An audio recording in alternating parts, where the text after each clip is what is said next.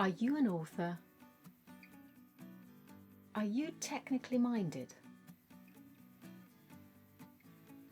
If you answered yes and no, or even if you answered no and no, this channel could be for you. Hi, my name's Juliet, and I am an author. And I'm also what, when I worked in an office, was described as a technical end user. At that time, I used to train employees on the computer software that we had in the office. Now I'm here to help you with the many and various technology-related and also author-related things.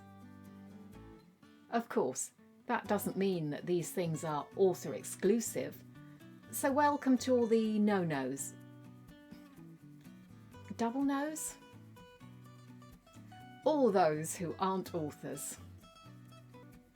Here are some links to check out.